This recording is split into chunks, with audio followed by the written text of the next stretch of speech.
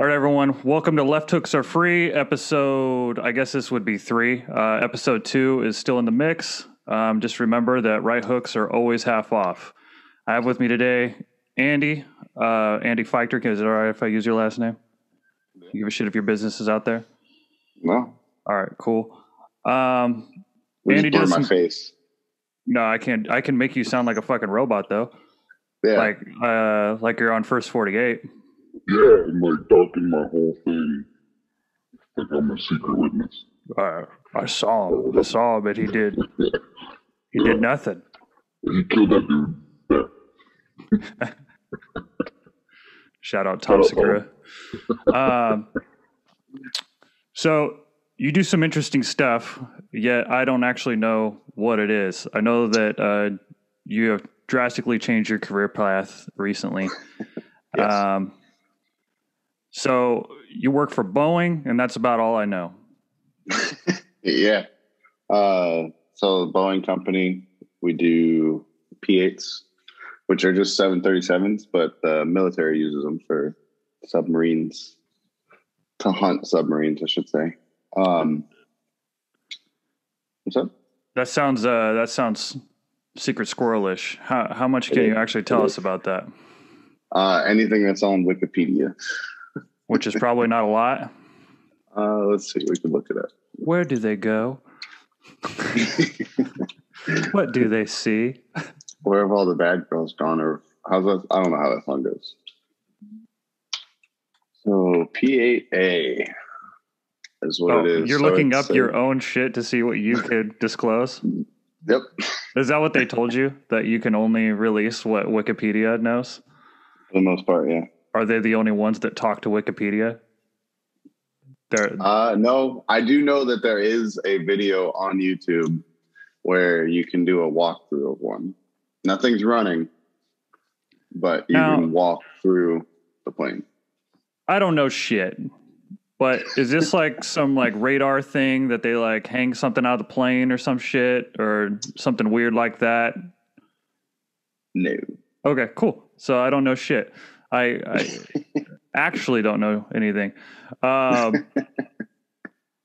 So you were a weather guy like me. Sure. Do you miss it? I miss the Air Force.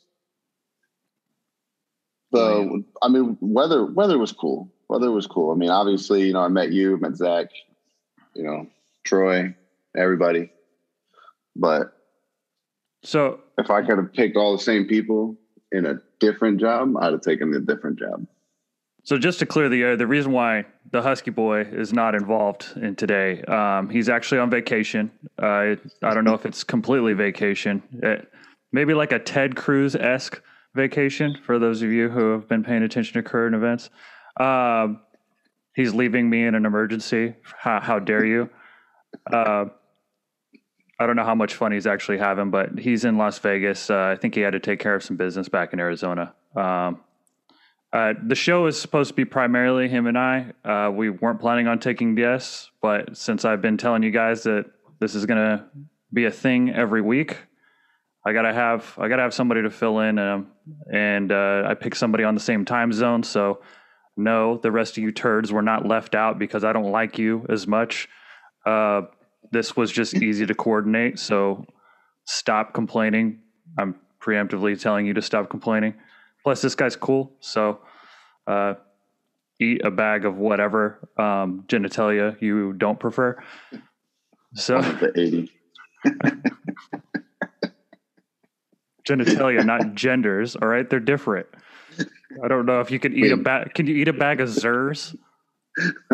Yeah, why not? What do they have? Well, I don't know. All right, so that's a good point. So back to the shit that you do. So you left. When did you leave the Air Force? 2014. 2014. Yeah. You wanted to stay. Yes. I don't remember what prevented you from staying. I forget. You did something, right? Didn't you do something stupid? We all did things No, that were stupid. Did you get caught doing something stupid or just low I didn't. EPRs or what? It was so before, well, I guess after Chief O and Colonel Kaiser left, the new leadership that came in kept feeding me paperwork. Okay, left and so right. they did the bad airman routine. Yes. Okay. And then it eventually escalated, and then I got onto a UIF, which control roster, right? Yes. Okay. And then whenever you have that, you automatically, the highest EPR you can get is a 3. And because I got a 3 and I started doing all that force shaping stuff, yep, I was selected. And then had I made staff, I could have stayed in. Right. But I missed staff by, I want to say like a half a point or a point. And I blame it on the 3 EPR. You're so dumb. I can't believe you missed staff. I didn't miss staff 3 times. Twice on purpose, once not on purpose. Yeah. Yeah. Now they have like an 80% promotion rate. So I hope you feel great about the fact that everybody makes staff now. Yep. I think you're doing better though. So I am. There's a lot of you people that are going to be listening that don't understand that this is the political side of being in the military. I talked about that. Everyone told me that I was leaving the safety of the military. And like Andy, I was probably more outspoken at times, definitely more confrontational. Andy had more fun than I did. I liked to have fun by making people mad. Luckily, I had gotten by playing the game effectively, and I got out of the environment that was honed for basically filtering young airmen. I don't know how I made it out of that. I think it's because my supervisor was so bad that I got the benefit of the doubt. Shout out Sergeant Harrington. If this ever comes back to you, you sucked. So sleeping on the op floor. So the bad airman routine, right? The filtration system that we went through what was called a hub, right? And pretty much all airmen at the time had to go through this hub before they went to what is called a weather flight, which is a base specific kind of routine. So when you're not an airman that people like, basically they can find reasons to give you paperwork. The military is full of subjective rules along with objective rules. People make mistakes, right? If you look at your job and you're like, how many times have I been late for work in the last year? How many times have I taken a day off suddenly? How many times have I slipped up and told a customer the wrong thing? And then you sprinkle in the mix that your job isn't very objective in the first place. And it's kind of hard. And basically leadership, people in charge can find reasons within reason to give you paperwork. So they put things on your file. And if you accumulate enough over a period of time, it affects your performance ratings. And Andy went through time in the military where they were kicking people out based off of performance. They were trying to downsize the military. So the first people on the list were people who were problematic. Doesn't mean he actually was. Doesn't mean that they had a reason to get rid of him. They kind of just shoo you away, right? Because I'm guessing you still had honorable discharge, or general at least. Yep, I had an honorable. So yeah, he technically on record as he left, they said, "You're fine, but you just weren't what we wanted." That being said, I know I was deployed at Bagram with a loadmaster. I cannot for the life of me remember his name. Awesome airman. I think it was a senior airman, or he was either a senior airman or a staff. Got a DUI when he was really early in his Air Force career, and this dude did everything. They kicked him out while he was in Afghanistan. They did. They booted him out. So they sent him home, and we were like, "This guy's like our go-to for everything." Yeah. So it just for you civilians out there, people that don't know that the military is less safe than you think, especially if you aren't the normal military-esque breed, right? If you're a yes man, you like to volunteer, you brown nose, you do anything like that, you're more than safe. Actually, you're pretty safe even if you don't do that. But if you're like Andy and I, and you like to have your personal life, maybe break your ankle or something, riding a dirt bike,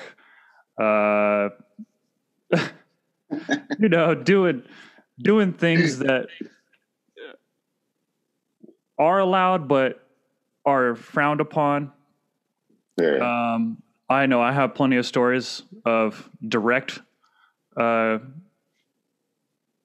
don't know how I can say this. I guess directly not being a good airman to supervisors. I did that a lot more than most people did. And I made it through, and he didn't. Yeah. I could have. Although on the way out, my supervisor told me that she wasn't going to recommend me for re-enlistment. She had no grounds to do it. The commander was in no place to listen, which is what one of the other guys that I worked with had told me. But yeah, she was like, "You can't re-enlist anyway because I won't give you the go ahead." Even though I had nothing but fours and 5B EPRs, so 5. Isn't that what it was called? Didn't they have like a 5A or something? I don't remember. I didn't have bad EPRs. I just did dumb shit. Like they told me to pull weeds with a bunch of airmen, and I was in charge of this little crew, and I had a 2-stripe airman pulling out a juniper bush with a pickaxe. I did the little things. That's perfect. Yeah, it is.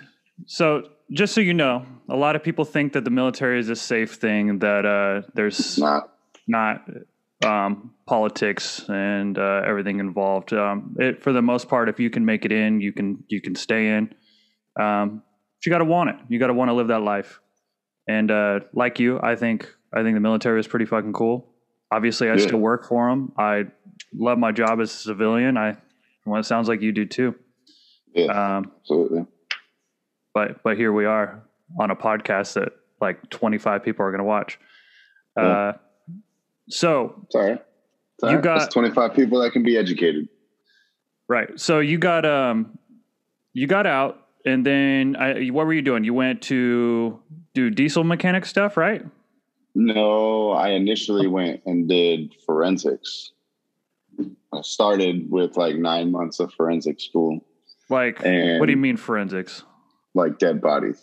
Like you went to college or what? Yeah, college. Where'd you go? Kaiser University here in Jackson. That sounds Kaiser. What is Kaiser? Is that what country is Kaiser? Is that is that Russia? No. What were they? Was it German? Can't remember. I want to say it's German because it's KEI, and that's stupid spelling, like my last name. I don't know. I'm getting nerdy over here. So you went to a German maybe named school, Kaiser, like a Kaiser roll. And then you stopped doing that. Why? Problems with the then marriage. Makes sense. Accusations of cheating. Makes sense. We're not going to get into that. That doesn't matter. Yeah. But so you stopped that. So you don't want to do forensics anymore? You like what you do better, or? I love what I do now.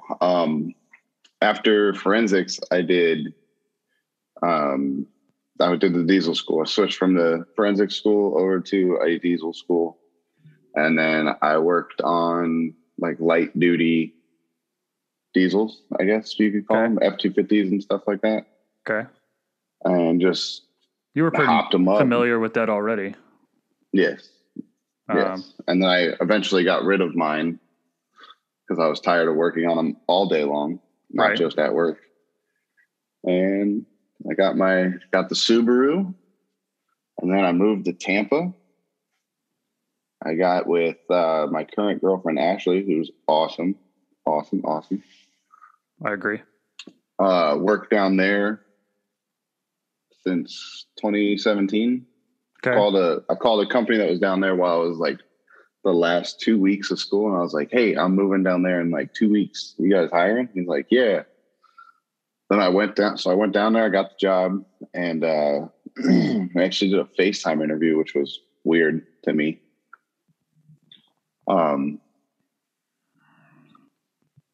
Yeah. And from there, I pretty much just rebuilt 6.0s.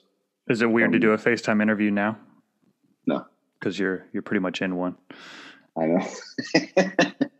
It's perfect. I think it was just weird because it was for a job. Tell me about a time that you helped a customer and had to use your teamwork abilities. I'm just kidding.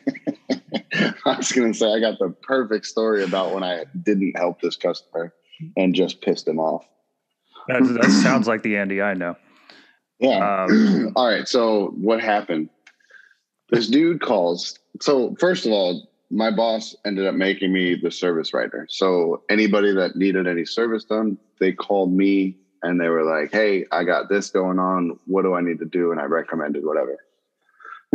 So this guy, forgot his name, but he owns Direct Energy Solutions. A little shout out, name drop to there. You can go ahead and call that company and let them know what's up. So his truck, he called and he said that his truck was vibrating at stoplights. Okay. More than likely something with a transmission torque converter area. No, you sure there wasn't anything underneath the seat? Yeah, no, it seems like his dildo rolled underneath there.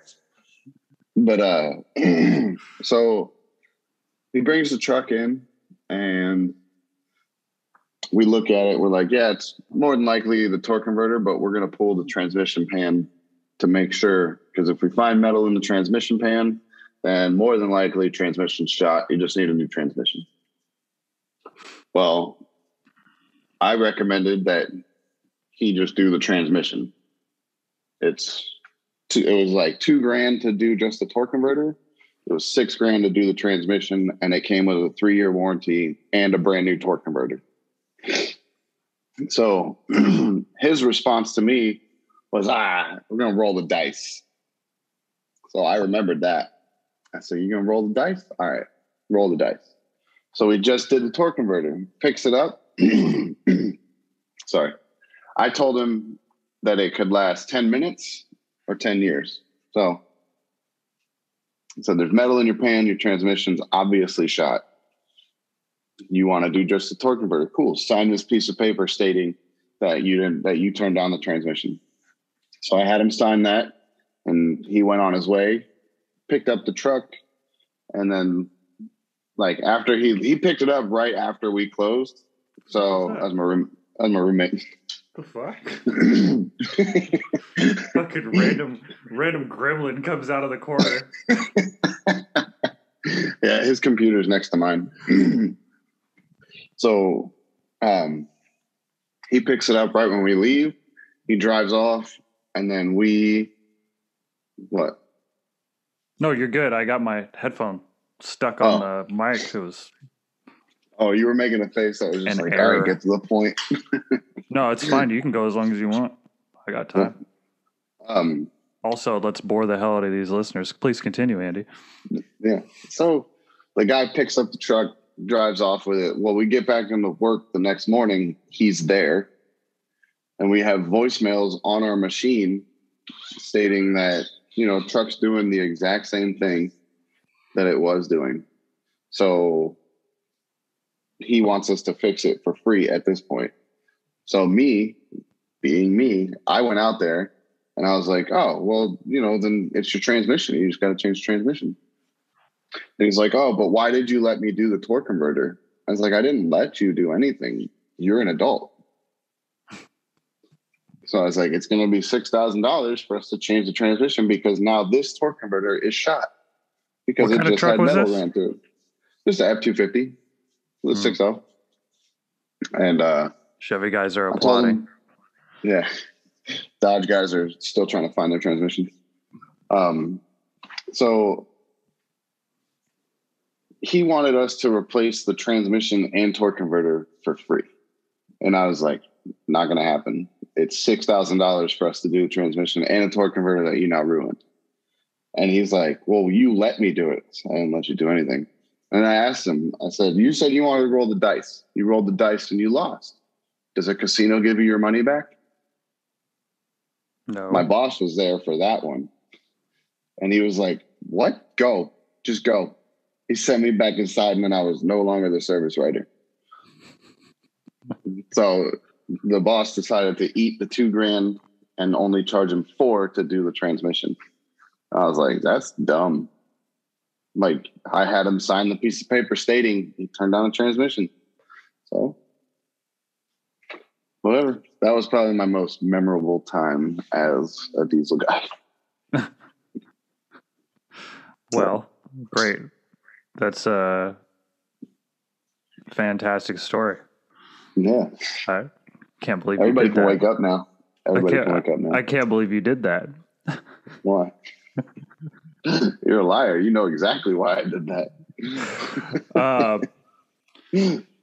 So then you end up going to school for this. You were doing what? Night school for this? Were you also working?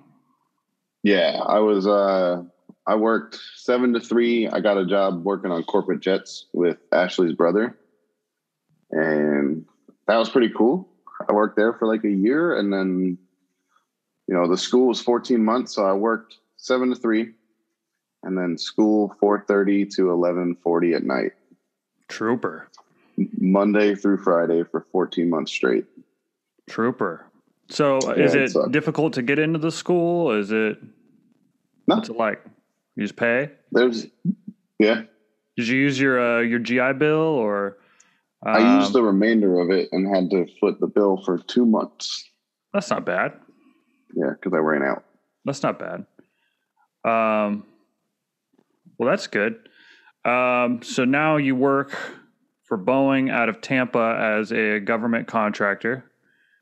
No, Jacksonville. Jacksonville. Jacksonville. That place sucks. Yeah. I had fun, but Jacksonville sucks. Complaining. Yeah, that was great. That was an extreme high point in my life. Taking down pictures of margarita by myself. Straw, please. Forgot about that. Yeah, that was funny. Nobody wanted to share with me, so I just ordered a pitcher and a straw. Sorry, I care about the environment.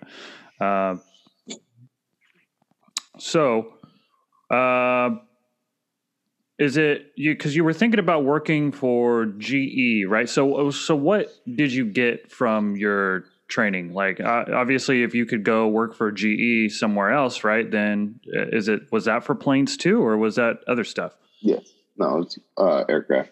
Okay, so it's basically all the same idea or same type of plane, or what is it?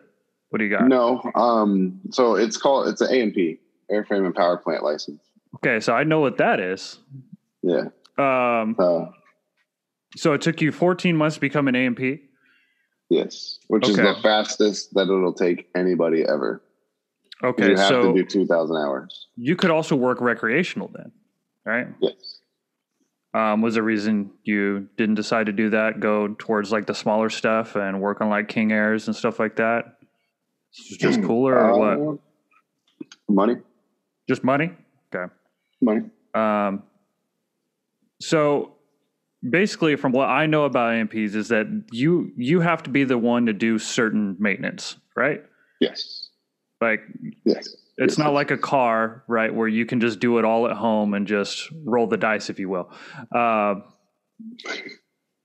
So you actually have to do what, like the power plant maintenance and stuff like that? Yes. What can somebody do on their plane at home without an A&P? Like shine the mufflers or what? Without an A&P, yeah, I guess you could wash it. But like anything else, anything structural Maybe. or anything like that? Nope. Can't do any of that? Nope. You can watch me. And that's why you get paid the big bucks. Yep. Because I'm guessing you have to sign off for it, and if the plane eats shit, it's on you. Yes. If it eats shit and it's unrelated to what you did, you're good. And if it eats shit and it's something that you did, as long as you can prove that you followed the steps, like step by step. So you have like a book that you go by, or it's not just all in your head? Yeah, the maintenance manual. Okay. And maintenance manual will break it down and tell you, do this in that order. This torque, this. So did they train you on a specific aircraft or just all aircraft? Could you go do this for anything or? Yeah.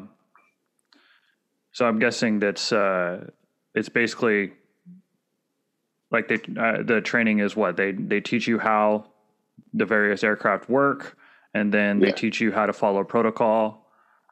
And then you go to basically some on-the-job training wherever you get hired? Yes. Okay. Because I could work on everything from like a Cessna, like a single engine, single prop, Cessna 2-seater plane, all the way up to the Antonov.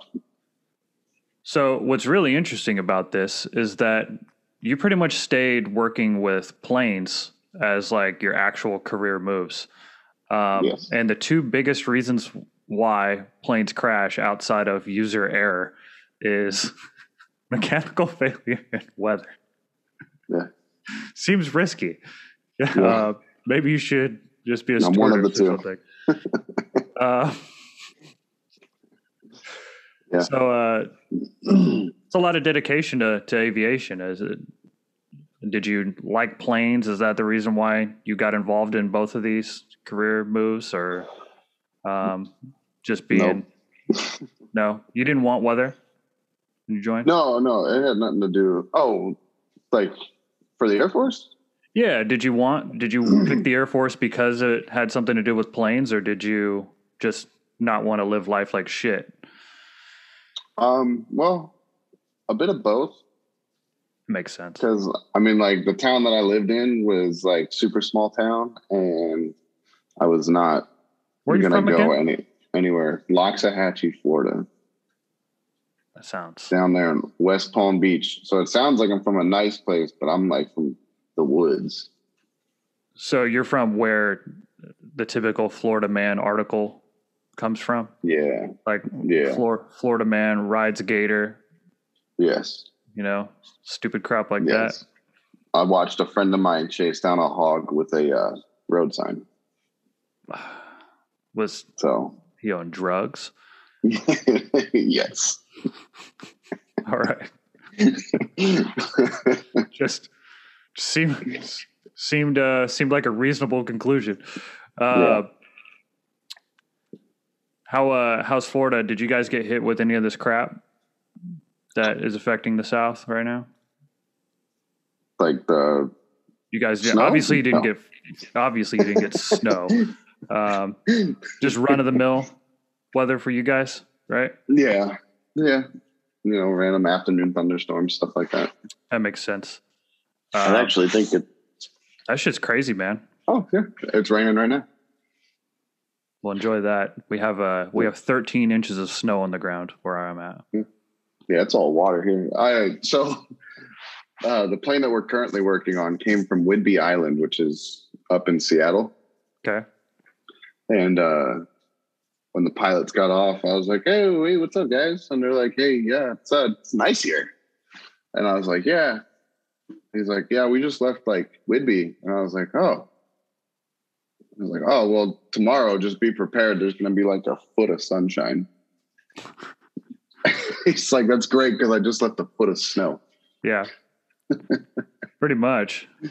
Oh man. It's been a drastic change to go from California to here, that's for sure.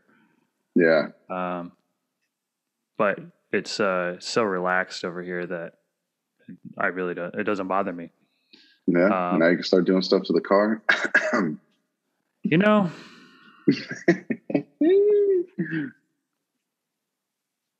the Subarus are expensive to work on, man. I know. They're a tuner, but they're like almost not a true tuner. They're a luxury tuner. Yeah, because they're expensive.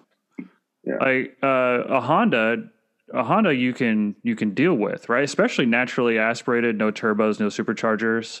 Like you get a Honda S2000 and you can jack with that thing all day and not have the expense, right? You throw a new exhaust on a Honda, do you have to tune it? If you do, nope. Right? Because there's no turbo to really deal with. You let more air go, you put more air in, the ECU adapts, right? The Subarus they're not that way. I almost wish that they would make like a 3-liter naturally aspirated version that was fast. I almost wish they would do that. Just because I feel like it would actually make it a tuner car, but I understand. I had a guy on Facebook that I became friends with when I left my very short stint in the Coast Guard, and when I bought my car, I was like, "Oh, I want to put like 500 horse in it and all this crap." And he's like, "Dude, it's problematic. Just leave it alone." Yep. He's like, "It's going to cost a lot of money, and it's going to be kind of a firecracker on a short fuse, even when you have it." So I don't know if I really want to go that far. I don't. Yeah. I still think 350 wheel would be right around my max. And everything if I do that, everything will be bulked up outside of the motor.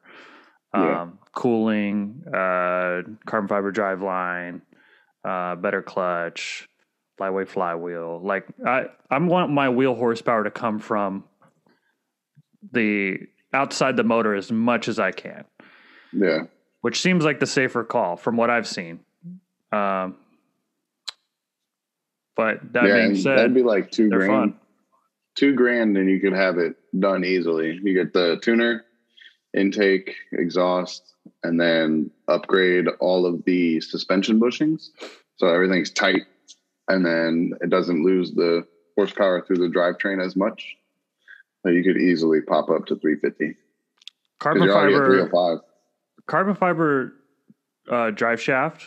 Did I send you that? You get 10 wheel horsepower through the entirety of the power band just from changing the drive shaft. The thing that nobody does. That's the thing. Like I've seen so many builds for Subarus. I've seen, you go through the YouTube list and they talk about all the parts they have. I never have drive shaft. Never see carbon fiber drive shaft ever. Yeah. Which baffles me because it's like 10 horsepower through the entire power band at the wheels is a lot. Yeah. Like for you non-car people, that's your horsepower readings that you hear. Oh, my Mustang's got 425 horsepower at the crank, right? And then they put these big, 19-inch wheels on it. They don't care about how much they weigh. They're not putting, good crap, and you lose power. As soon as it leaves the motor, you're losing power. Yep. So, it's almost like it's spinning your wheels. It's almost like the same kind of effect. It's not how it works. So the science is different, but, it baffles me, man. It really does. I see across the board people building cars and not doing the just simple lightweight flywheel and carbon fiber drive shaft and light wheels. Nope. It's weird. I have a cart. I have a cart put together right now for my car, and it's a large number. It's gonna hurt. Because you want to put what, like 5.6 in your car? I want at least 6.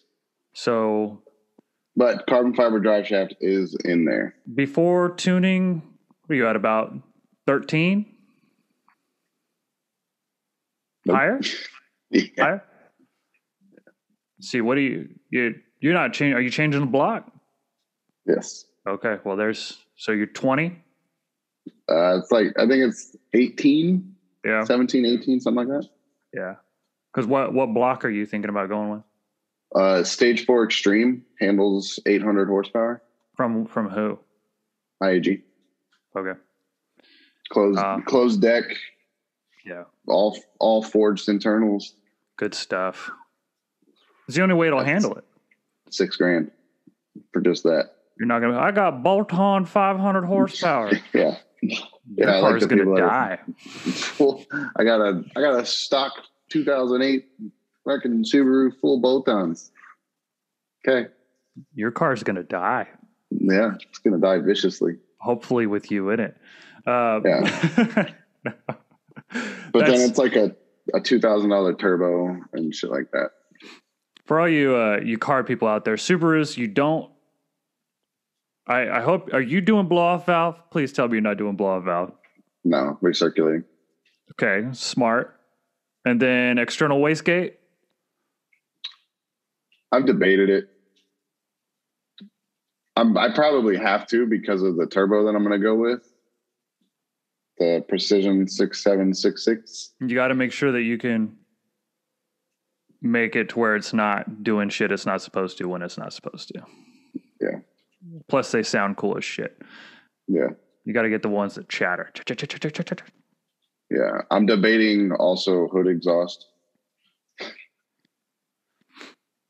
Can you can do that in Florida? There's no like noise restriction shit or what? Do anything in Florida. Florida's fucking wild, man. No. I could do a hood stack on my truck and just dump black smoke everywhere. You got a diesel now? I do. What do you have now? 2007 F-250 with a 6.0. Okay. It was my dad's old truck. My buddy Colby is he's building, the guy who made my muffler. Okay. He made shout out Tig Tech. I've tagged them a few times on my Instagram. Tig Tech Exhaust. He does cool shit. I think he's making a pull truck. I don't know what the hell he's doing, but this thing's sick. Yeah, who knows what that guy, what's he put like a 366 turbo on it or some shit. Hell yeah. Yeah, he's wild. He Yeah. you would get along well with him. He's one of those dudes that's like, he's one of those dudes that's really mechanically inclined and also really smart, but hangs out with dipshits. Yeah. So like he talks sometimes, like, no offense, Colby, but like sometimes you talk like the people around you, and I'm like, those dudes are dumb. Like You're that guy's not. Cajun. Yeah, like he's like I said, he's a super smart guy, like one of the best welders. I don't know. It's not like I know fucking 20,000 welders, but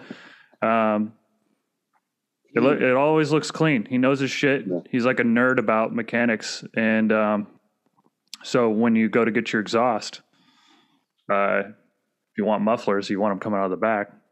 You want them to sound like mine. I just have an axle back, dude. My car sounds good for an axle back. Yeah. Axle back, resonator delete. I'm glad I did it. Somebody on Facebook, I follow this. Somebody left a business card on my car at the mall in Lafayette, and it was this chick. She was driving a BRZ. I think it had unequal length headers on it. The thing was sick. I was like, oh shit, nice car. And she left the card on windshield when I went into the mall, and I posted a video of me doing donuts in the snow. Yeah. And somebody's like, you got to put a Tomei on it. I was like, no. I'll never throw a Tome on my card, cookie cutter BS like the dudes you follow on YouTube. Like, it drives me nuts, man. Like, they all want to say tuner makes my car unique, man, and then they all do the same stuff. Yeah. It's like, I don't want to do that. I don't even want to know if I want to run too much crazy stuff anyway. Yeah. That's like a lot of the people here all take their cars. So like naturally our cars come dual exhaust, like, or dual tips. Yeah. They all take those off and they put a single exit on it. And I'm like, now your rear bumper just looks dumb. They make the little thing for it that you can cover the outlet. Dumb. Just all dumb. I thought about it. The reason why I thought about it was because I knew that it was going to be flat out obnoxious if I ran single exit. If I ran 3-inch single exit all the way to the back, my car would have sounded raw. It would have sounded good. So I went dual exit. Yeah. Mine looks better. It looks like a beefed up version of the stock, even though that it's like just from the axle back. I need to have someone run at least 2.5 all the way. And I need to do catalyst downpipe eventually. Yeah, that's what I did. I did that. It's nice. Yeah. The thing is, man, it's already so loud. Yeah. Like, if you sit in the back seat, it's almost too much. Yeah. And then driving. I don't care about people in the back seat. Well, but when you drive like 4 hours, doesn't bother you? Yeah. No. You get out and your ears are ringing. Nope. No. Yeah. It bothers me after a while. It makes it shitty. You also have AC. Okay. I don't. I don't understand. So my windows are always down, so it's always loud, no matter what. You don't have AC in your car? No. You want to put 600 horsepower in your car. You're gonna put some goddamn AC in the car? No. You're stupid. It robs horsepower, bro. I hate Florida. Florida people are. 4 windows down, 60 mile an hour. That's my AC. Get a motorcycle. I have one. What do you have? Buying a second one. I got not a street bike. What do you have? I got the 2020 YZ 450F. You can't ride a 450. That's too big of a bike for you. Boy, I got a number 1 plate that says otherwise. Oh, yeah? Yeah. Back in the day, you used to ride, what, a 250? You had a 450 for a while. Yep, and then tried to sternum. Is that what you did? 250. Yeah. That makes sense. Yep. Yeah, that sucked. Trying to remember. Yeah, because the Kawasaki I had was a 450. That's what. So that dude I told you about, Colby, with that does the exhaust. He's got a TM Racing 300. Oh, have you seen those? Yeah. Yeah. Those are mainly in like Europe. That thing's fucking cool, man. Yeah. It sounds good. It's a 2-stroke. Yep. Like an angry bumblebee. Yeah. I think that thing's pretty sweet, man. He was showing all the detail that they put into that bike, all the little stuff that they did right. Yeah. That thing, I was a little jealous. Because I had the KTM 450. I had the EXC. Yeah. Which is a stupid bike. That was the dumbest mechanical purchase I've ever made. Yeah.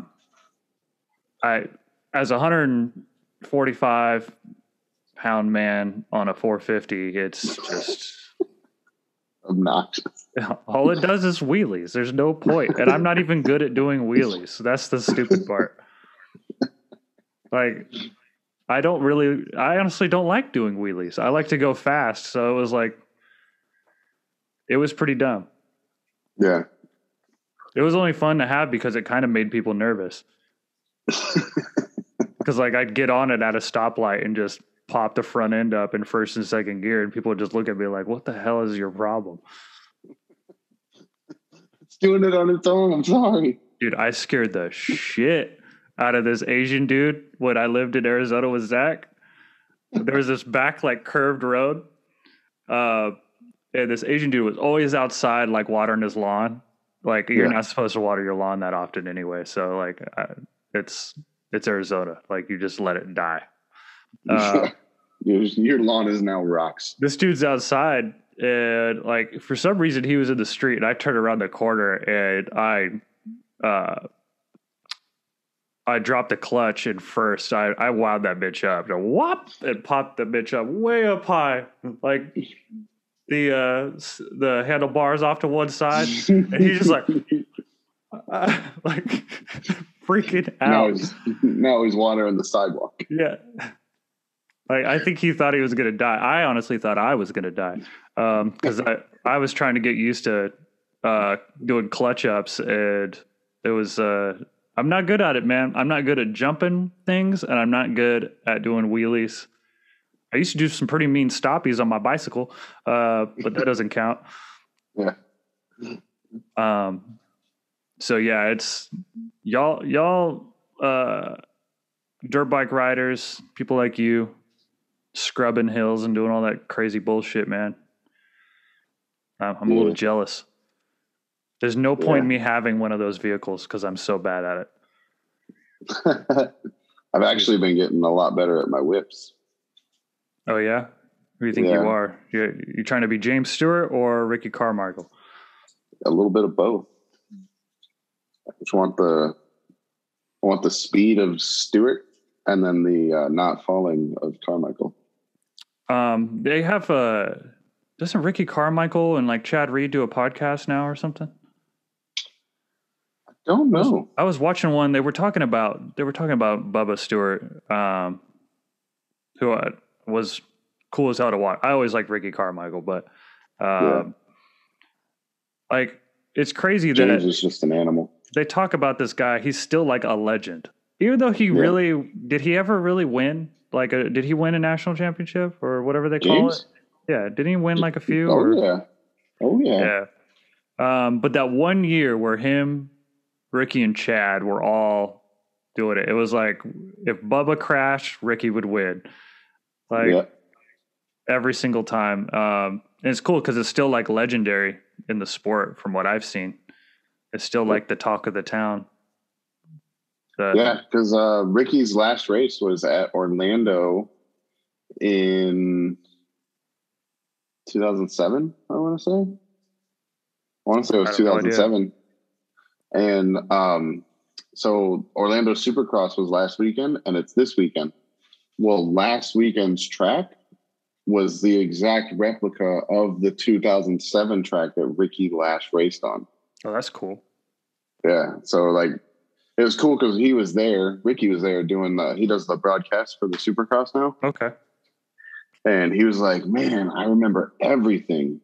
Like James ended up winning that night, but he remembers like battling with James, and he was talking about it. He's like, man, that section right there, you know, I passed Chad Reed doing the triple. And he's like, James was just on rails. Like him and James were back and forth going through the bull turns and whatnot. It was awesome. So what make you, like, you used to not ride the 450, and are you faster now than you were? Yeah. So what, I know how cars work. Like I know how you get faster, like racing cars. I don't know shit about how you get. Is it like you just take more jumps? Do you just better at sequences, or you on the ground more? Like what? You take more risk? What's the deal? It's kind of the same as cars, you know, just carrying your speed through corners faster. Okay. Granted, afterwards you have jumps, but like so, Dade City, for instance, there's a section where it's two doubles, so a double and then a double, and I never got the drive for it because the corner beforehand has this hill that was right in the middle of it. They just put a little roller in there. Right. If that roller wasn't in there, I could carry my speed all the way around the outside and triple and single. Right. So I could just turn it into one big jump and then a small one, like just a little boop into a corner versus because the doubles are short. The doubles were like 15 feet. Right. So jumping them, you have to slow down. On my bike, you have to slow down because the run up is long enough to where you can over jump it like I did, or you have to really, really, really be like top notch, like Ricky, in order to triple it out of that corner. Okay, so it's just how close you can get to the limit, just like anything else.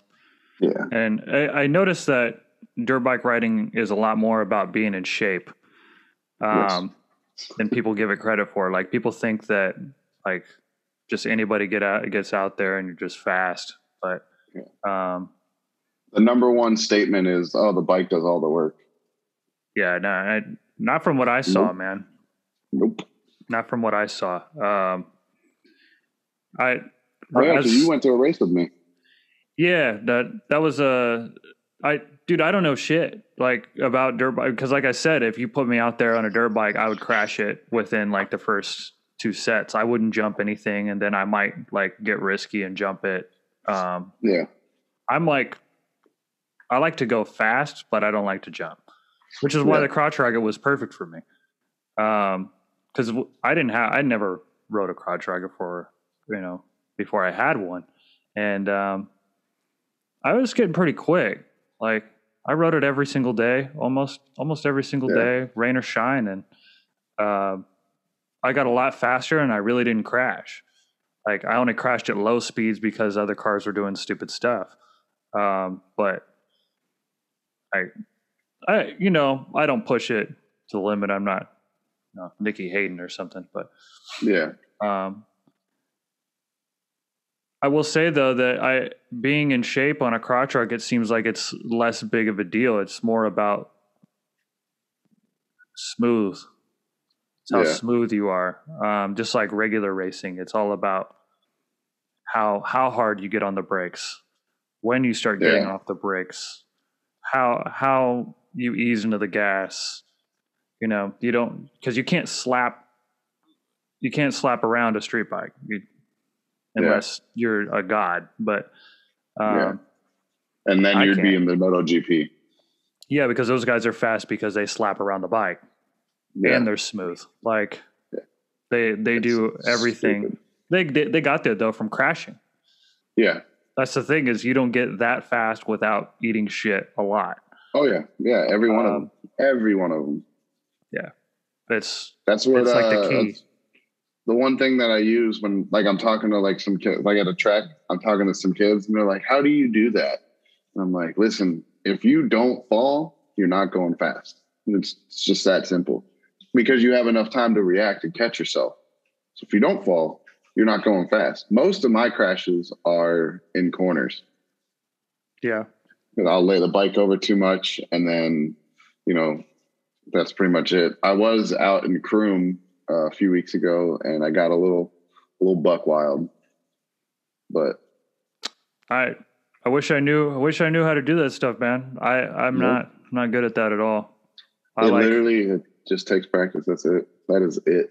But that's one of the things where I love the snow happening because I have not gotten to the point to where I was sliding my car and pushing it in that way.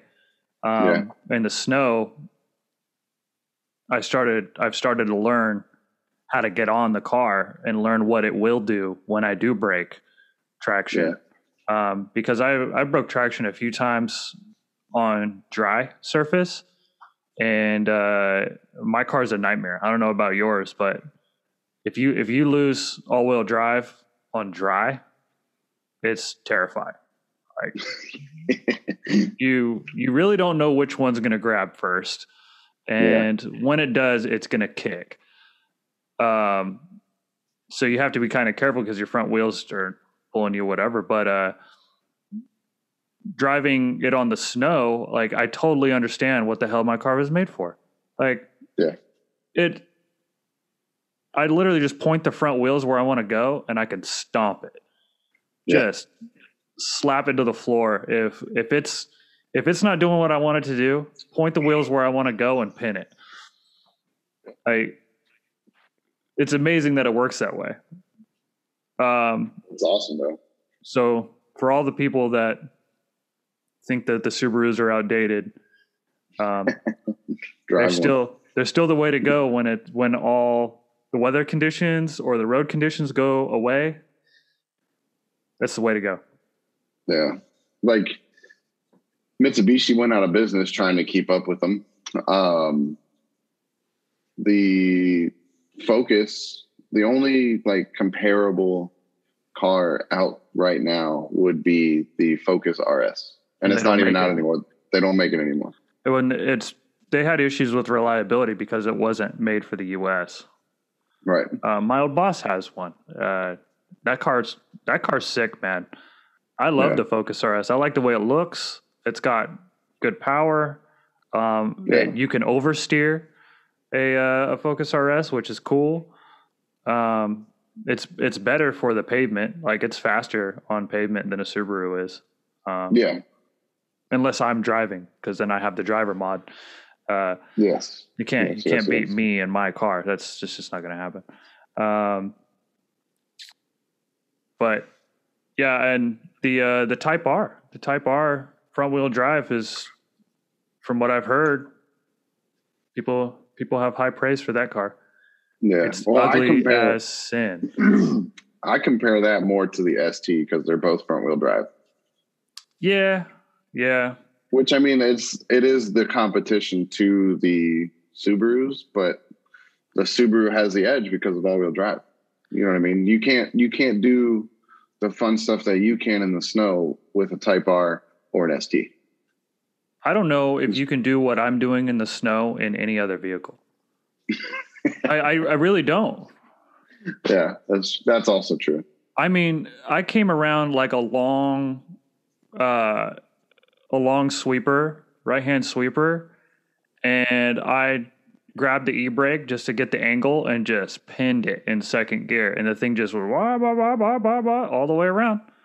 Like, no issues. It's only an issue when I get on the brakes, and then I lose the front end. Rally car, bro. It's kind of wild.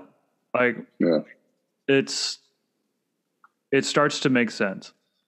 It starts to make sense why that car was successful and why they've kept it the same way, and why I'm kind of worried about the future when they change it up. And yeah, because I think they're going to an FA24. Yeah, which is scary to me.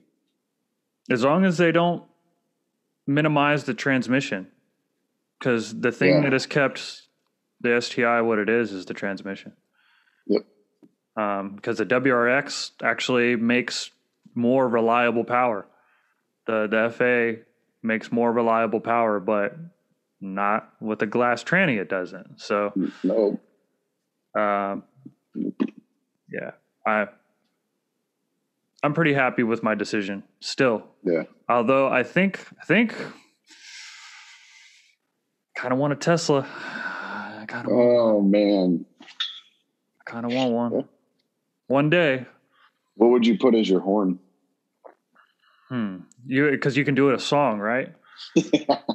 I don't know. I saw somebody put "Move, bitch, get out the way." I was like, that's legit. I did like that. I don't know if you can beat that. I could definitely put something more violent. Yeah. Like, I could be cliche and pull some 21 Savage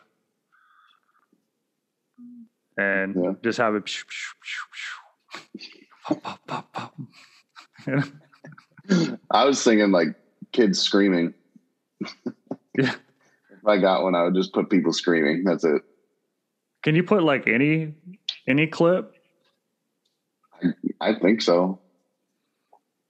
I want the Joe Rogan response when Conor McGregor knocked out Jose Aldo, and I want it to happen automatically when I crash into somebody.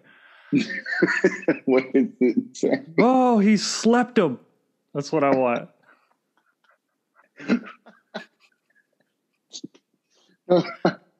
Oh man, that's funny. That's what I want. That'd be hilarious. It would be great. I don't know, man. There's so many good options. Yeah. I would have to go with like a Jamie Lee Curtis Scream Queen from like the first or second Halloween. just blood curdling. I can't do it, man. Volume 10 or whatever it goes up to, just all of it. You have all the volume. I don't know. I definitely want it vulgar, and I definitely want it violent. I want it vulgar. Yeah. Like, I don't know what I would do, but it would not be good to have around children. That's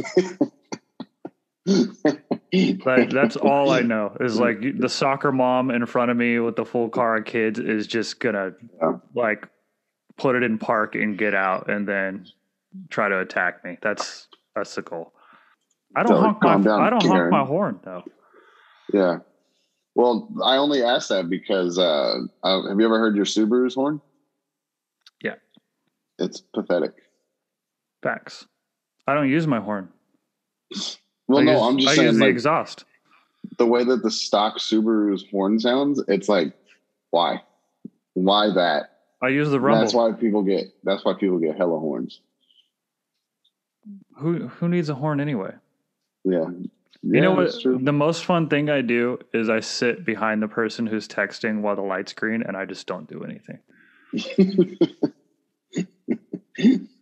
And my favorite moment is when it cycles through the entire green light and turns back red, and they're still there. They're like, "What the fuck? Why is it still red?" It's like, it wasn't red, man. They don't know, but I know. Get out, and then you walk up there and, hey, just so you know, you missed one. Maybe that's it. The Jeopardy theme song. Do, do, do. That would be great. Yes, that's it. That's the one. That one would be pretty good. Yeah. My road rage has gotten better. Yeah? I don't know about you, but my road rage is not nearly as bad. I still curse at people. I say things that between me and the Lord that the Lord expresses that he doesn't want to hear. Right.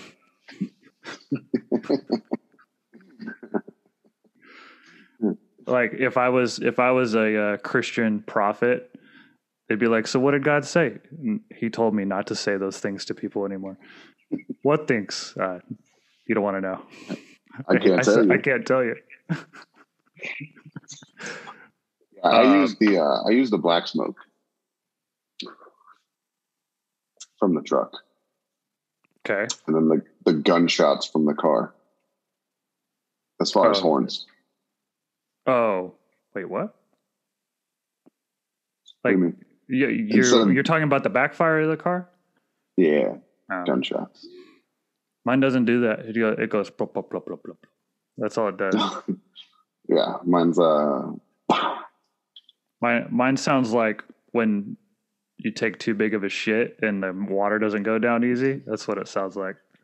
It's like, oh God, I can't get it. It goes whoom. Plop, plop, plop, plop, plop, plop. Yeah, mine. I like to do it underneath like overpasses because then it echoes. You're a turd. It's loud. You're such a tool, man. It's loud, and then I do it with the truck too, and it shakes the bridges. I know it has to shake the bridge. I drive the same way home almost every single day, and I go from fourth to third right at these people's house every single time. Like, and I know for a fact that they hear it. It's just whoom, plop, plop, plop, plop, plop, plop. They're like, oh, it's 11:30. Chris is home. Yeah, I don't even feel bad though. No, you can't. It doesn't sound bad. It's just a little gurgle. Yeah. And it's not like a Civic.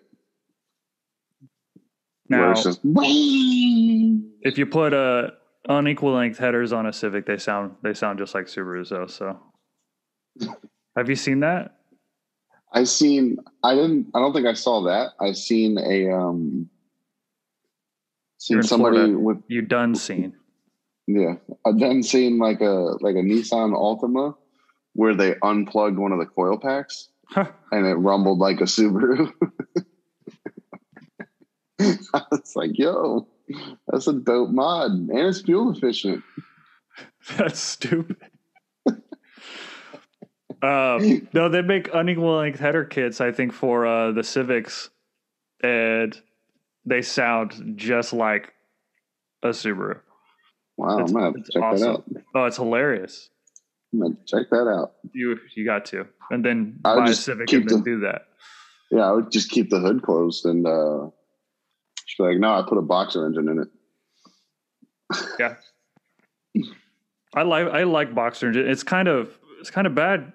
I never realized that, because I like Porsches too, man. Mm-hmm. I love that flat six. That's if I ever, you heard it here first. If I ever get successful, I will have a Porsche. It will happen. Yeah. What kind? Which one do you want?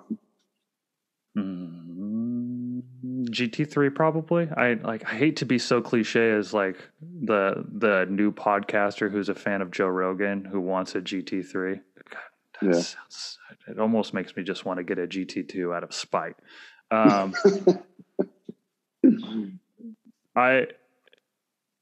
like the GT3s. I like the point of the GT3. The GT3. But I like the Cayman GT4s. Yep. I really do like those. They seem. I like track cars, driver cars. Like I've always been a fan of the Miatas. The S2000s are cool. I actually hated Subarus until I went and looked at them. I hated them. I thought they were fucking pointless. It's like, you only have 300 horsepower. What do you think you are? Then you drive it and you're like, okay. Yeah. That hits different. Driver cars. Yeah. So that's the reason why I think I would like a GT4 or a GT3. You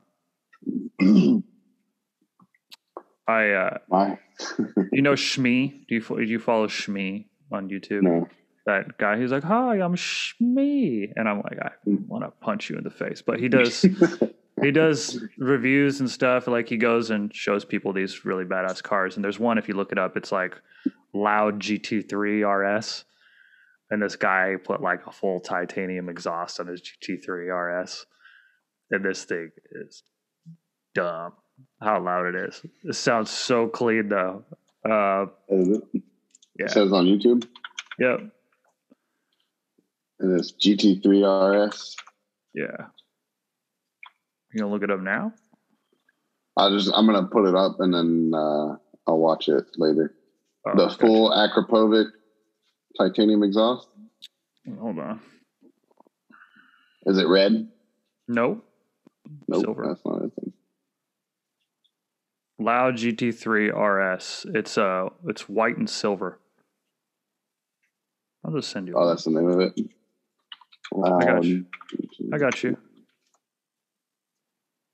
Oh, I see it. Andy, my friend. Oh yeah, Shmee. I see him now. Shmee. I hate that guy. Yeah. Fuck you, Shmee. If you ever watch this, fuck you. I like your videos, but God, I hate you. I hate everything. It's a 911. Nice. Yeah. Yeah. I think my ideal car that I would go with is the GTR. I know you like it. Not the 35. Which one? Like a 32 or a 34. All right, I can accept that. Yeah. But I would put the VR38 in it. You do whatever you want, man.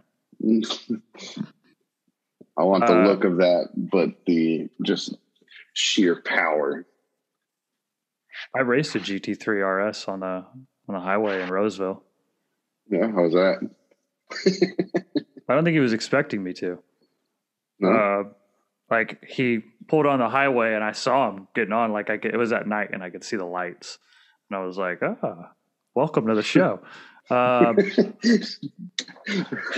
So I like start barreling down the fast lane, probably going like 95, and this he like I'm like right up next to him, and he like starts to try to switch lanes in the fast lane. I think he had somebody with him in the car, and he was trying to show off. Right. And he started to move over, and then he noticed I was there. And he like went back, and because he downshifted, he went, what? And I was like, oh, okay. I was like, me, you, me, like. And I think he like didn't understand what I was trying to do. So I was like, come on, man. And then he kind of went off he went back on the other side, and I followed him. And like he gunned it a little bit, but he definitely wasn't all the way on it. And I just kept going with him. And we went like 120 miles an hour. And I was just like behind him the whole way. I was like, are we doing this? Like, are we actually going to do this? And then he pulled up alongside of me after that. And then I dropped it into fourth and smashed on it. And then he kind of just followed me. And I was like, what are we just, on a cannonball run? Like, no, bro, show me what you've got. I want to see what you've got. Yeah. So I really didn't race him, but we had a little bit of fun. Yeah. I think he had somebody in the car that he wasn't trying to scare the person in the car with him. Because I was like, you got a GT3 RS, man. Like, that thing can do it. That's gone. Yeah, I have 305 horsepower. You have like 400 or 500. So, on two wheels. So, yeah. But those Teslas are starting to get out of hand. Yeah. They're starting to get out of hand. Did you see that they're the Plaid Edition Model S now? Elon was talking about it with Joe, and I looked it up, and I was like, what the fuck? Like 0 to 60 in less than 1.9 and sub 9 quarter mile. Stock. Put that on ludicrous mode and watch it hit it in like 1.2. No, that's what it is. Oh, it's just on ludicrous? Yeah, they do all those ratings on those modes. Okay. But sub 9 quarter mile. Yeah. That's scary, man. I mean, it is. It is. Don't get me wrong, it is, but I've never been in a car that can do that. Yeah. Not taking anything away from electric, because I know that they're 10 times faster initially. Yeah. Don't get me wrong. But it's just, I don't know. I feel like there's not as much of like a upgrade path to go. Like, you can tune it. So that wasn't my thing. So my dad has a Model S. He's got a P85D, I believe. Okay. One of the older ones. So is that the all-wheel drive one? Isn't that the dual motors or whatever? Yeah. Yeah. And that thing's fast. And he likes cars too. I think he likes cars for a different reason than I like cars.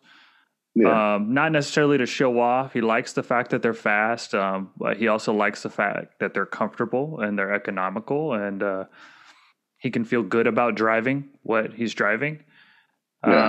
Because he's been in a position to get other cars that you and I have talked about. You know what I mean? Like, if he really wanted to sit down and you get a true driver's sports car, something that you only drive every other weekend, it can be done.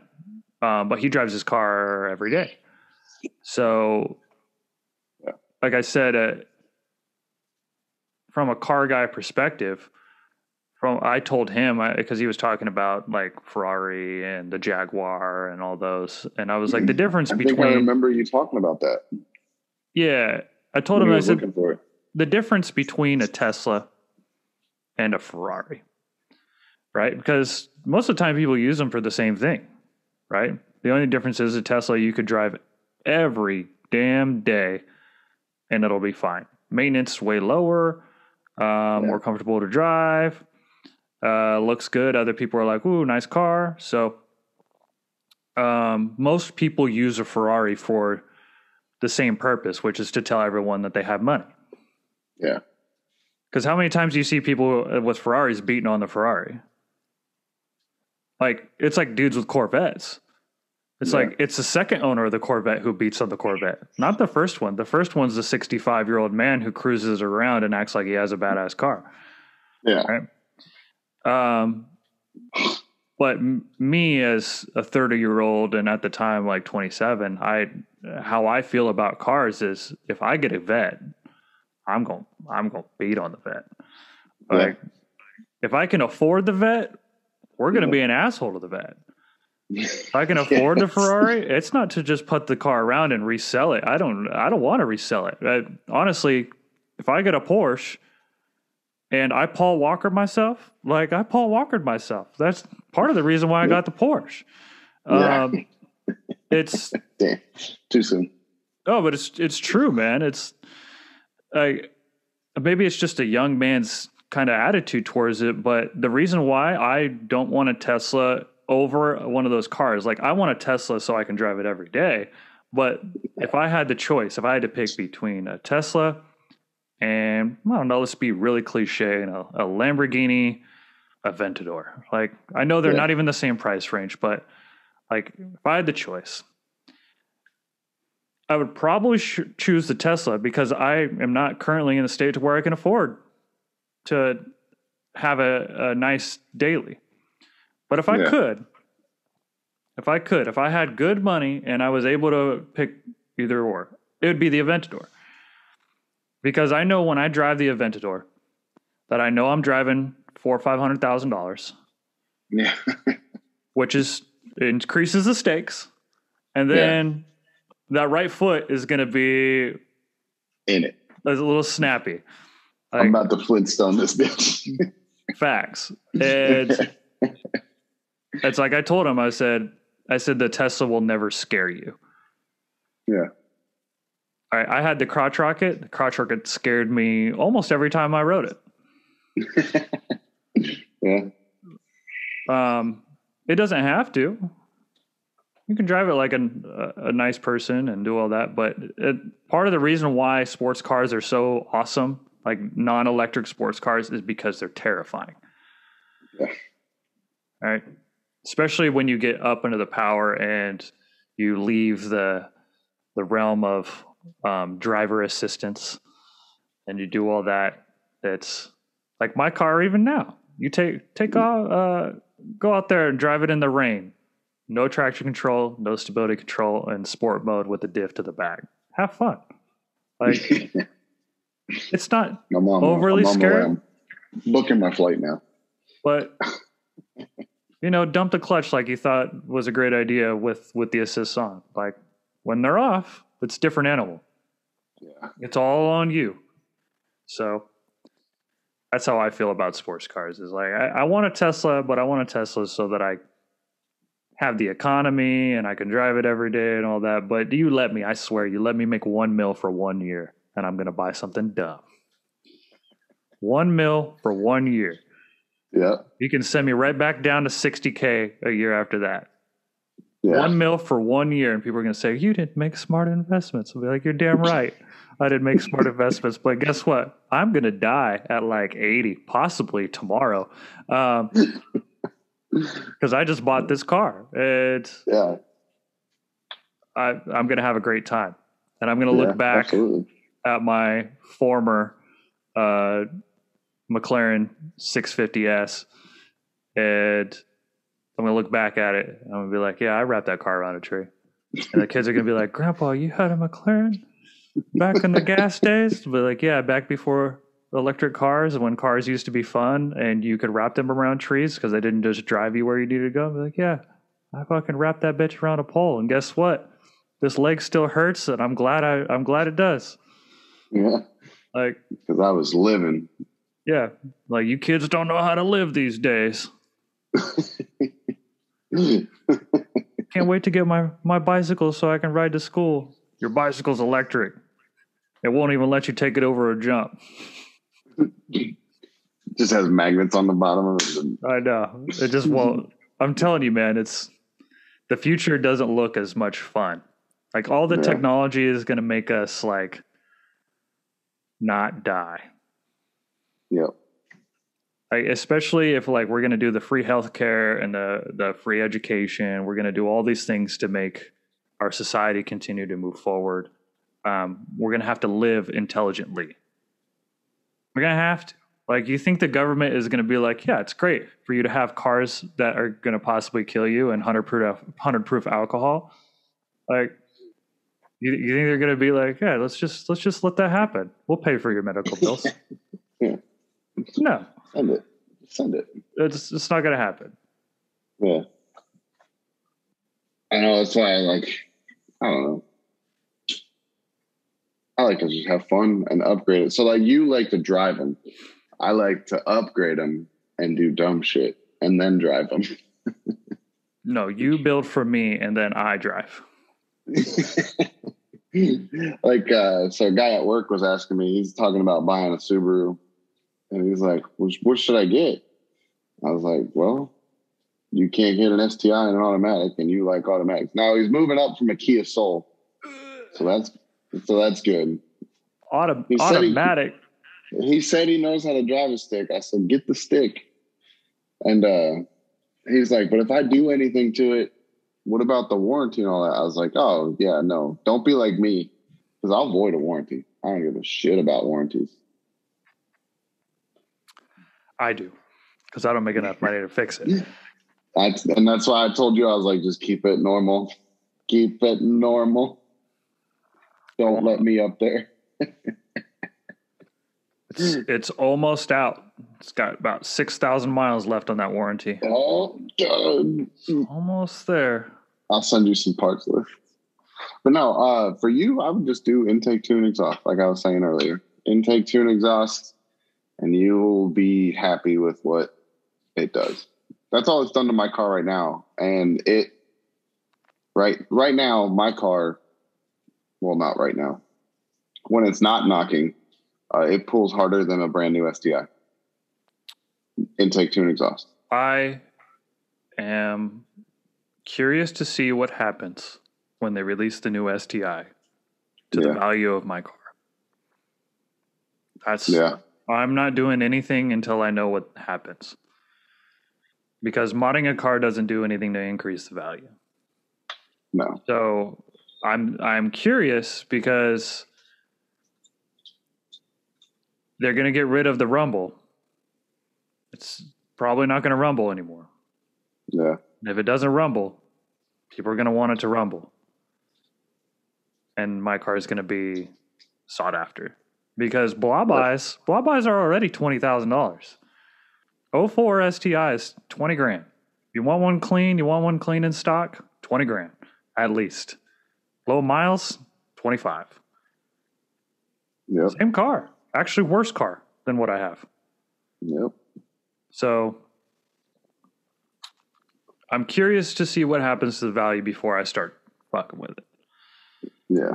No, it's definitely smart to do that. Because it might just be my garage queen until the fossil fuels goes away, and then it's really sought after. That's the thing is like so the scientists have been talking about the fact that at this rate we have about 50 years of fossil fuels left. And if I know anything about America and our attitude towards shit, yeah, if you said that it's no longer practical to own a gasoline powered car, you go to the future 50 years from now and it's no longer practical, the price of gas is super high. What kind of gasoline cars are going to exist? Ooh. Sports cars. Yeah. That's it. And it's going to be the sports cars that are legendary. It's going to be like all those classics. Yep. Yeah. Your Ferraris and all that. Like it's going to become the rich man's track toy, and they're already doing hybrid at Formula One. It's not like Ferrari isn't going to waste their time on making new gas vehicles. They're not going to do it. Yep. They're all going to switch to electric or some other form of power. And the gas vehicle is going to be I have money and I like to have fun with motorsports kind of car. Yep. And Yeah, I'm you'd not be at the saying track and you start it up and people be like, what's that smell? it's just the sound, man. And like that's the thing is the car I have has the unique sound. Like over the Evo and over those kind of cars, because people are gonna want Evos. People are gonna be like, Evos are sick, and Evos are fucking sick, right? Yeah. 8 and 9s, yes, they dropped the ball with the tank. It's kind of like the sound of a flathead V8. Yeah. Right? Like you can hear it. Like you go to a car meet and somebody starts up an old V8, or somebody starts up a big canned V8, or you're like, where is it? A high displacement inline 4. You know what I mean? Like you hear these things, and as a car guy, you're like, oh, I know what that sound is. And 50 years from now, that Subaru Rumble is going to have that sound. Yep. And it's going away supposedly next year. Supposedly the unequal length header is going to be gone. No more Subaru Rumble. We're not going to heat up the cylinders anymore. We don't have to do this anymore. We can get plenty of boost without having to have the headers being different. And it's going to have that stigma, man. The Subaru is going to be that car one day. I'm hoping that they make an unequal length header to put on them. I hope they don't. I hope they never do it again, and then I hope Subaru goes out of business. I hope it all goes to shit. Yeah. I hope it becomes so difficult to get one that people are willing to pay a lot of money. I hope that if I throw a tarp over the top of my car and throw it in a garage, that in 50 years somebody will be like, hey, I heard you had a STI in here. Like, yeah, I used to drive that thing every day. You know what I mean? Yeah. Because that's not going to happen very often. That's not going to happen to your SL65 AMG. You know, It's not going to happen to most of those cars. Promise. Because like the Gremlins, this happens to like the Pacers. Like the cars that were just shit that everyone's like, fuck that. The Volkswagen thing. You know? Yep. Well, we'll see. Telling you, man. That'd be insane. I don't know if I'll even be around for all that, but we'll see. No, because I'm going to die in a GT3. That's true. I'll probably be right there in the passenger seat. Wop, wop.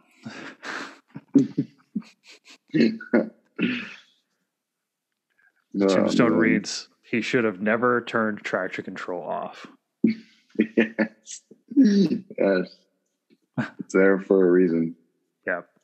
I don't know. You got to look at a long way ahead when it comes to these things. Yeah. Because it's weird. It's weird how shit has happened. Like I said, you would have never thought in 2004, you would have never thought that a blah-by STI would be 20 grand right now. Yeah. Never thought it'd almost the same price as what it was new. Almost. You haven't really lost value at all. If anything, the car has been great to you. Yeah. Because I remember, like I said, this is a great story. I tell it to people that my mom bought an Audi A6 2.7 liter turbo at the same dealership where they sold Subarus, and they had 4 04 blah-by STIs, brand new, sitting in there, all on gold wheels. Every single one of them on the gold wheels with a giant hood scoop in the front. And I just looked at that. I was like, that's a car. You got to get one of those. And she's like, that car's ugly. And now you don't even see Audi A6 2.7 liter turbos because they're broken. And they're sitting in the junkyard right now. But if you had bought that one, you'd have 20 grand sitting in the garage right now. Yep. And it would have lasted you a long time, been easy to fix. You would have had parts for it the entire time because the EJ25 still there. Yep. Right? Was it EJ25 back then? Yep. Still there. Yeah, because my 96 Subaru Outback that I had, it was a EJ22. So the EJs have been around for a while. You screwed up. I think even Dan Besler's Even Dan Desler's 2.5 RS that he had, that was an EJ25. I believe so. Nope. That's the biggest horror story that I've ever seen. Still, Yeah, that car was clean. Car was so clean. I got a beach access drop off on that car. We have not been talking about MMA fights at all. This is a good thing for the show, by the way. It's become a car show. Depending on the guest you have, it changes. Yeah, that's true. That's very true. I thought we would talk a lot more about airplanes, but really, I mean, yeah. I mean, if you just go to Google and Google the P8 Poseidon, you'll see everything that it does. Kind of sounds boring. Let's talk about Cessna 172s. What do you know about those? They're small. They're real small. Could you what upgrades would you make to a Cessna 172? I would do it to where so fun fact, they also run horizontal blocks. Yeah. So I would put an STI engine in it. Now, could it handle running at that RPM? Yeah. You sure? Yeah. The prop only spins at like 2,000, 2,500 RPM, something like that. So a little above idle? A little above idle. You'd have to tone it down. You'd have to tone it down though, like the RPMs on the car. How torquey are those motors though? In a Cessna. They're like power, maybe. right? Oh yeah, they're like 80 horsepower. I think my stepdad and I we talked about this. He has one. He's got a Cessna. A 172? I think so. Yeah. Okay. I've never flown in it. It terrifies me. Yeah. So the P8 it has two engines. It's a 737 essentially is all it is. Mm-hmm. So the engines that are on it are designed that if one was to fail, the other one can get you somewhere. It'll get you to the closest airport, but it's going to be screaming the entire way. Will it? So you can't. It'll keep it up. So it's kind of like Anakin Skywalker's pod racer. Yeah. He's like, no.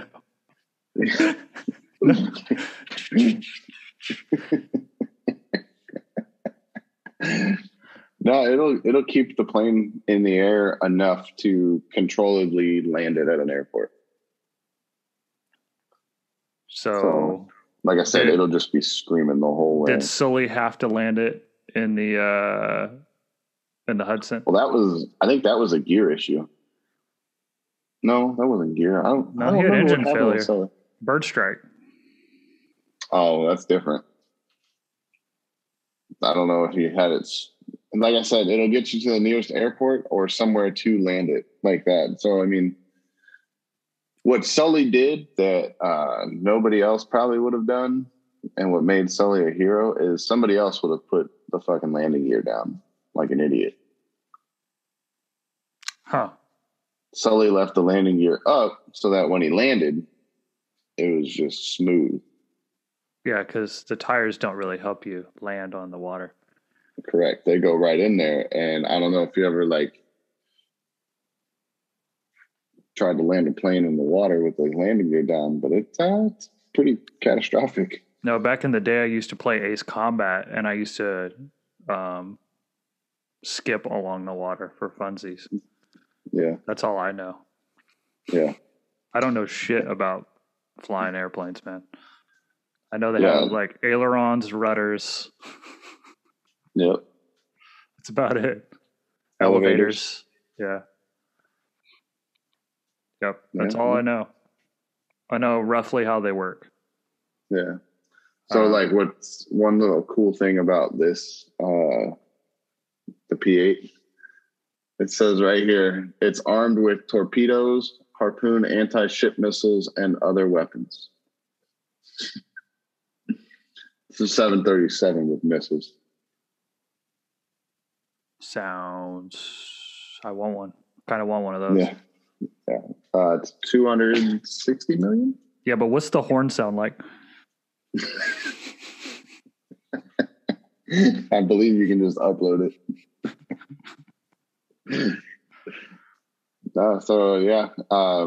I'm going to be going to India. I don't know if I'll have to go to Australia, but probably Scotland, Norway, New Zealand, and Korea all have them as well. They have a different version, naturally. So you're going to have to go there? Yeah, to work on them. Dude, that's fucking cool, man. Yeah. So let's to somebody random, how difficult would it be to do what you're doing? It would be fairly difficult as far as I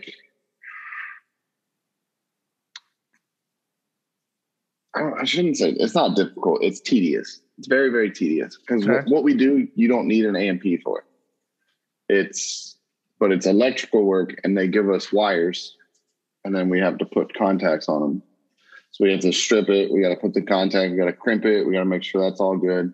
Mm-hmm. And then we put them in their respective connectors and their proper pins and connect it to the equipment. And it just allows them to have more,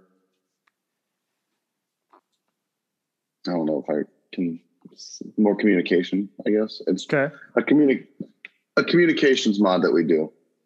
Okay. So, if let's just say you were like an 18-year-old high school graduate, what would be the best path to get to where you are right now? Well, as a matter of fact, we have a kid that's on the team. He just turned 21 in November. Okay. The way that we got this job, it was right place, right time. Because there's the managers that run the team, they came down to Tampa and hired a bunch of people out of school. Gotcha. So if I had started school, a semester earlier or a semester later than the class behind me that got people hired, I wouldn't have even been interviewed. Interesting. So it was literally just right place, right time. That makes sense. But outside of your job, is there also other good jobs similar? Oh, yeah. So, GE a lot in Lafayette there. This is my other place that I was considering. But all they do is just build engines. That's it. They just assemble them right there in Lafayette. But it's good money. You can work. Yeah, you make your own paycheck at that point. They'll give you your pay rate, and then if you want, you can just work 6 12-hour days. Gotcha. So that was what my plan was, because Ashley was staying here in Florida, and I was going to go there, and then I would just work 12-hour days just to, make boss paychecks, and then fly down every weekend or fly her up there. Right. But I didn't took this job instead. What time do you got to go in today? It's 2 to 10:30 every day, Monday through Friday. So you got a little bit of time. Yeah. I don't know how much else I have to ask you on this. I don't know what else we have to talk about. But how do you feel being the first guest? That's pretty cool. I didn't berate you. No. You pile of dog trash. Ugly motherfucker. I know. Yeah, man, I'm glad you came on. This wasn't easy. It's not easy to put all this together. I apologize that we've had some technical issues with getting episode 2 out. I don't even know if we'll put it out. We might just skip it like Apple does with iPhones. 8 to 10, baby. What's up? What? 9. Fuck 9. That's what they did. They went from the 8 to the 10. Yep. Fuck 9. So, yeah, not only that, but Zach and I were kind of wrong on our picks for the UFC fight. So we didn't put it out. We didn't want you to, make bad bets. I just lost video of you. Yeah. Ashley started calling me. Oh. So I think it would be good. I mean, if people are receptive, let me know. If people like to have guests, I know some other people that do some cool stuff. And I think we'll have to have you on again, but with the Husky Messiah, so that we can share some of the antics that we actually went through, not just stories about telling customers that they rolled the dice and fuck you. Yeah. We have much more interesting ones than those. I can promise you. At one time, Andy and I didn't like each other over nonsense. So, I mean, we liked each other, but we didn't like each other. Also, I was particularly wasted during those times. So, lots of stuff that we can share. I hope to have you on again. I hope you enjoyed yourself. Maybe I'll come up there and we'll just do it in person. Yeah, that would be pretty sweet too. I probably need another mic, but I think Zach is planning on getting another mic, so we could all studio up in the Husky den and really get the ball rolling. I think that would be actually pretty cool. I'd like to see you again. For sure. I'm just gonna close with left hooks are free, right hooks are always half off. Come and get it. Always. And that's the end of the show.